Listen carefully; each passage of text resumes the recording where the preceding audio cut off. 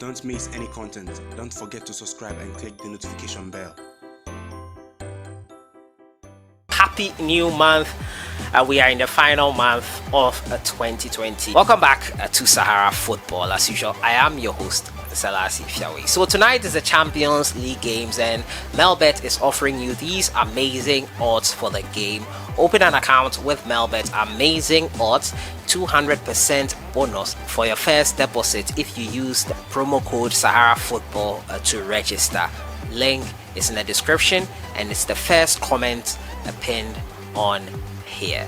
So today we're going to talk about Partey. We all know he got injured before that international break, which was an AFCON doubleheader Ghana had with Sudan.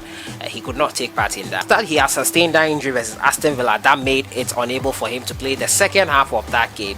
Many people thought that the injury was something quite minor, but we are now being told by Arsenal boss MIKEL that Partey might be out for a longer period of time. ASANTE Kotoko are preparing to face NOUADHIBOU in Accra here. Yes, their quest for a change of venue has been declined to the Tamale Sports Stadium, and they will play it in Accra. But they have a special request for CAF to allow at least 20,000 fans to be at the stadium. Remember, the Accra Sports Stadium is approximately 40,000 capacity stadium, and so that's 50%. So they'll tell the sports ministry.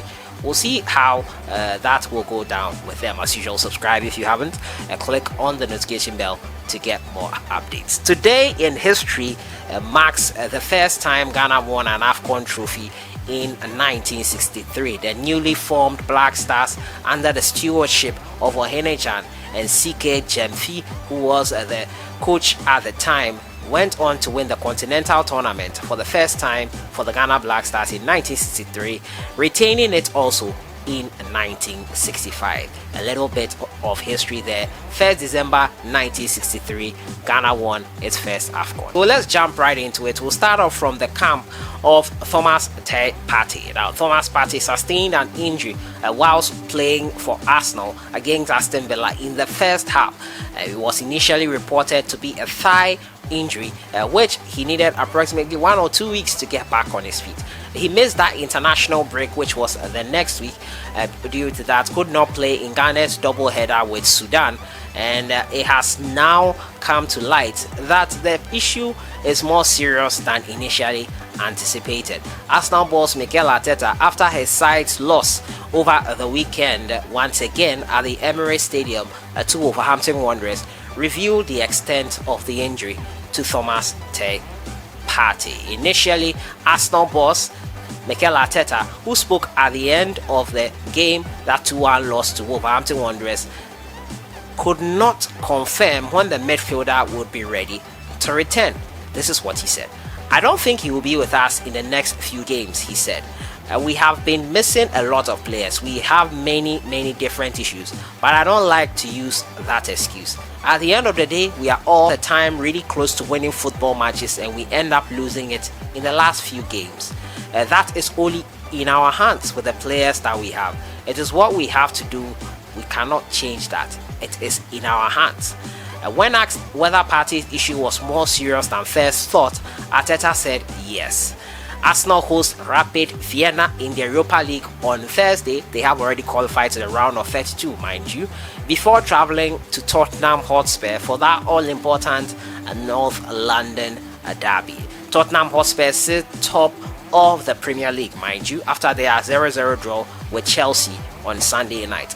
They then have Premier League games against Burnley, Southampton, Everton before Christmas, as well as a Carabao Cup quarter-final against Manchester City.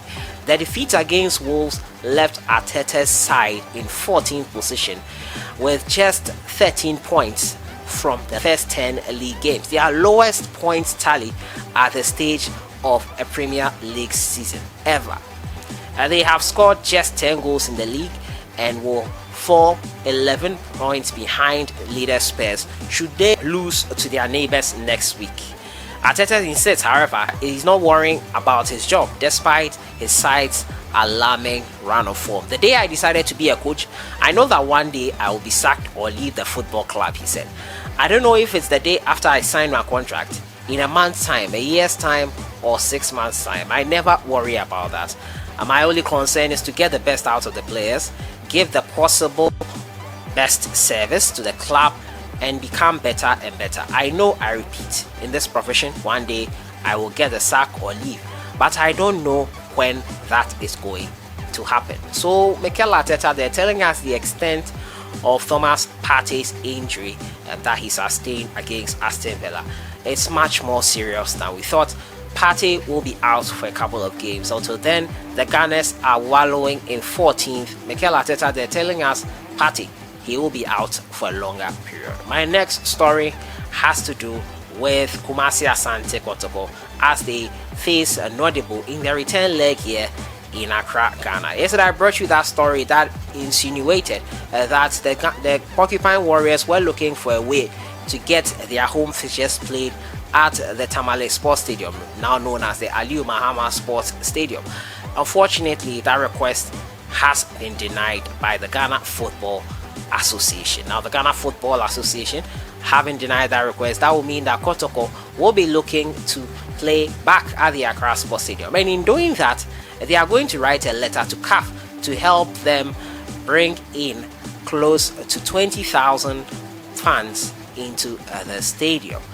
Porcupine Warriors are hoping that they will be able to convince CAF and the FA to help them bring at least 20,000 fans to bring and watch the game at the Accra Sports Stadium. And before that, Kotoko have been given permission by CAF to use their video technology view to video the game. That's the CAF Champions League game versus NOUADHIBOU. Now, the Porcupine Warriors secured a good result away, drawing 1-1.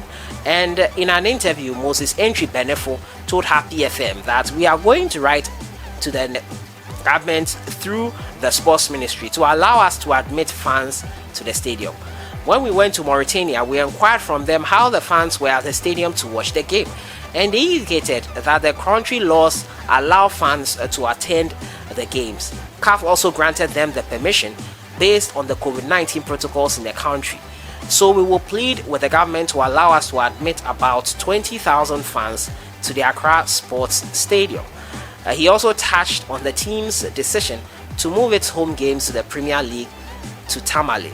We have written to the GFA to allow us to play our home games at Tamale Sports Stadium. We intend to honor only our Premier League games in Tamale. If the FA accepts our plea, it will help bring back the love and also boost the commercial activities in the region. So, ASANTE Kotoko, as I've said, EFA is set to deny that request. They will be stationed at the Accra Sports Stadium until further notice. And that is it there on the front of the Porcupine Warriors. They will be writing to the sports ministry to allow at least 20,000 fans, because when they went to Mauritania, there were fans at the stadium and they were told they were given permission by CAF and their government bodies, and the COVID-19 protocols were all observed there. So hopefully the ministry will give them the go ahead. 20,000 fans. Would you be happy to join us at the Accra Sports Stadium on Saturday? Let me know what you think in the comments box on that front. So that has been it for today. Thomas Partey will be out for a lengthier spell than we all anticipated. Arteta has revealed. Kotoko have permission to use view, and now they will be allowed or are looking to see 20,000 fans at least at the stadium come this weekend when they face NOUADHIBOU in the second leg. Let me know your thoughts on everything in the comments box. Can Arsenal, in your opinion, survive these next few games without Thomas Partey? I'll see you guys in the next one. Enjoy your day.